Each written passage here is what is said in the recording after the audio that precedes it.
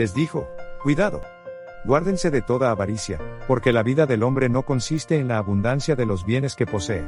A continuación, presentamos la lección número 9. Guárdense de toda avaricia. Tópicos del estudio. La codicia se define como un deseo desmesurado de riquezas o posesiones que en realidad no nos pertenecen y no conoce límites, ni siquiera cuando se trata de lo sagrado. La codicia es un gran problema, tanto que, por cierto, está al mismo nivel que no mentir, no robar, no asesinar. Es tan dañina que Dios decidió advertir sobre ella en su gran ley moral. No codiciarás la casa de tu prójimo, no codiciarás la esposa de tu prójimo, ni su siervo, ni su criada, ni su buey, ni su asno, ni cosa alguna de tu prójimo. La codicia, o avaricia, a menudo figura junto a los pecados atroces que nos impedirán la entrada al reino de Dios. ¿No saben que los injustos no heredarán el reino de Dios? No yerren, que ni los fornicarios, ni los idólatras, ni los adúlteros, ni los afeminados, ni los homosexuales, ni los ladrones, ni los avaros, ni los borrachos, ni los maldicientes, ni los estafadores heredarán el reino de Dios. La codicia, a la altura de la extorsión, la idolatría, la fornicación y el adulterio. Eso es lo que dicen estos versículos, y esta semana veremos ejemplos de su pecaminosidad, cómo arruinó la vida de Lucifer, y otras personas en la tierra. ¿Qué podemos hacer para superarla? El origen de la codicia. A menudo se plantea la cuestión, y es comprensible, acerca de cómo surgió el pecado en el universo de Dios. Entendemos cómo, por lo menos en parte, y en esencia, fue por codicia. Por ende, quizá la codicia sea el pecado original definitivo. Según Isaías 14:12 al 14, Lucifer llegó a codiciar la adoración que solo debe darse al Creador, e incluso codició el mismo trono de Dios. Descontento con su posición y a pesar de ser el ángel que recibía más honores entre las huestes celestiales, se aventuró a codiciar el homenaje que solo debe darse al Creador. En vez de procurar el ensalzamiento de Dios como supremo en el afecto, y la lealtad de todos los seres creados, trató de obtener para sí mismo el servicio y la lealtad de ellos. Posteriormente, se las ingenió para conseguir que Eva cayese también en el mismo pecado, y codiciase lo único que Dios le había vedado, el árbol de la ciencia del bien y del mal. De esta forma, la codicia ha llegado a ser parte de nuestra naturaleza pecaminosa. Es fascinante notar que 2 veces Pablo compara la codicia con la idolatría. La gente practica la idolatría cuando adora, es decir, dedica su vida a algo que no es Dios, algo creado en vez de al Creador. Codiciar, entonces, podría ser desear algo que no deberíamos tener, y desearlo tanto que nuestro deseo por ello, antes que por el Señor, se convierta en el centro de nuestro corazón. Indudablemente, al principio Lucifer no sabía a dónde lo llevarían sus deseos equivocados. Lo mismo puede ocurrir con nosotros. El mandamiento contra la codicia, el único mandamiento que se ocupa únicamente de los pensamientos, puede evitar que realicemos actos que también lleven a la violación de otros mandamientos. Entonces, ¿cómo podemos protegernos de la codicia? 1. Comprender que una vida piadosa y con contentamiento es de gran beneficio. 2. Aceptar que nada hemos traído a este mundo, y sin duda nada podremos sacar de él. 3. Al tener sustento y abrigo sentirnos satisfecho. Ejemplos de codicia.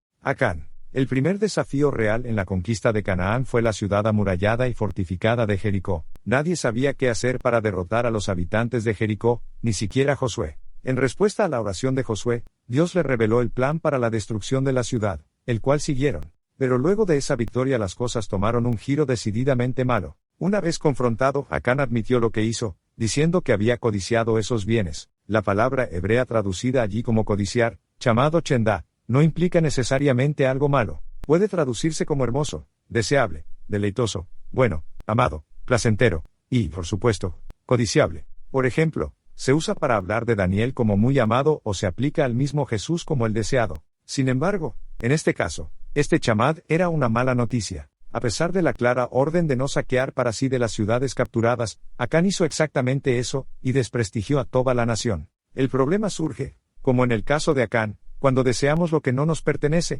el anatema. La codicia de Acán no solo fue su propia ruina, sino que afectó a toda su familia, y provocó la muerte de 36 hombres. Piensa en la facilidad con la que Acán podría haber justificado sus acciones. Bueno, es una cantidad tan pequeña en comparación con todo el resto del botín. Nadie lo sabrá. Y, ¿qué mal puede causar? Además, mi familia necesita el dinero. ¿Cómo podemos protegernos de este tipo de racionalización peligrosa? Judas. Una de las historias más trágicas de la Biblia es la de Judas Iscariote. Este hombre tuvo un privilegio que solo han tenido otras 11 personas en toda la historia del mundo: haber estado con Jesús en persona todo ese tiempo, y haber aprendido las verdades eternas directamente del Maestro. Judas codiciaba algo bueno, estar cerca de Jesús, llegar a ser como Él es, predicar las buenas nuevas de salvación. ¿Qué sucedió? La respuesta la hallamos en una palabra: codicia, los deseos de su corazón. Había en él un mal rasgo de carácter que nunca consiguió abandonar: la avaricia. Su avaricia le llevó al hurto, a la traición y, finalmente, al suicidio. Pero Judas no estaba destinado a tan triste fin. Según Elena de White, Judas amó al gran maestro y deseó estar con él. Sintió un deseo de ser transformado en su carácter y su vida, y quiso experimentarlo relacionándose con Jesús. El Salvador no rechazó a Judas, le dio un lugar entre los 12, le confió realizar la obra de un evangelista, lo dotó de poder para sanar a los enfermos y expulsar a los demonios. Pero Judas no llegó al punto de entregarse por entero a Cristo.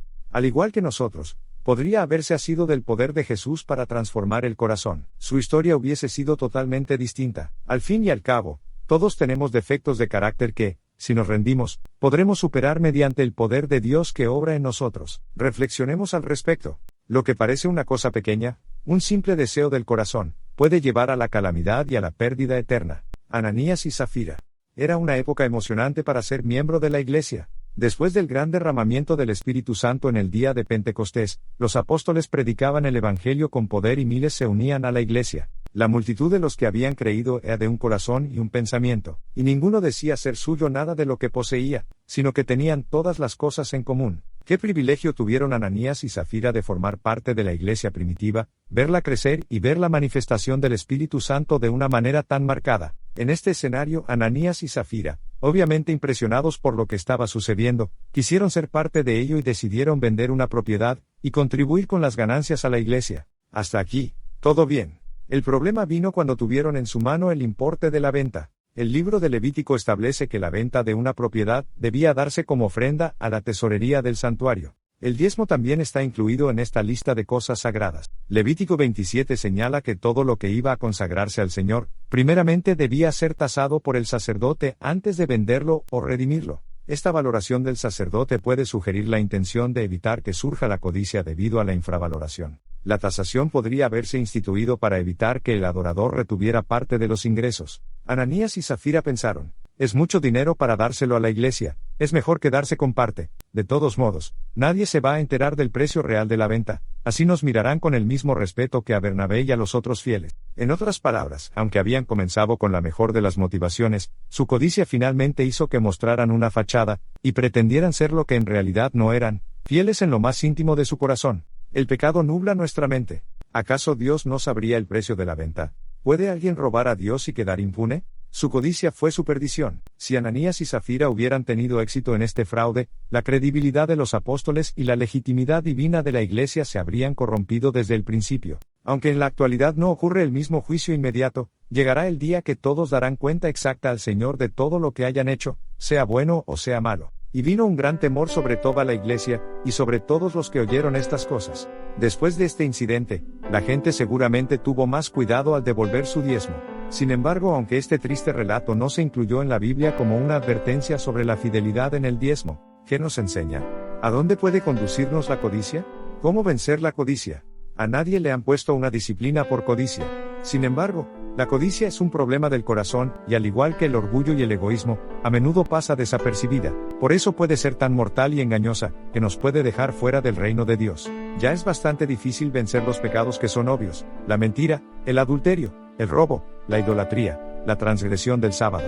Pero estos son actos externos, cosas en las que tenemos que pensar antes de hacerla. Pero, ¿cómo hacer para superar los pensamientos equivocados? Eso se pone difícil. Entonces, ¿cómo? Con el poder de Dios, ¿podemos estar protegidos contra este pecado peligrosamente engañoso? 1. Tomar la decisión de servir a Dios y depender de Él, y de ser parte de su familia. Elijan hoy a quién servir. Que yo y mi casa serviremos al Señor. 2. Orar diariamente e incluir Mateo 6:13, no nos dejes caer en tentación, sino líbranos del mal. Cuando sientas codicia por algo que sabes que no deberías tener, ora por ello, reclamando las promesas de la Biblia para obtener la victoria, como 1 Corintios 10:13. 3. Estudiar la Biblia en forma regular. En mi corazón he guardado tus dichos, para no pecar contra ti. 4. Andar en el Espíritu, no en la carne. Los que no conocen a Dios andan en la pasión de la lujuria, o concupiscencia. 5. La benevolencia abnegada y constante es el remedio de Dios para los pecados corrosivos del egoísmo y de la codicia. Dar de continuo ahoga la codicia.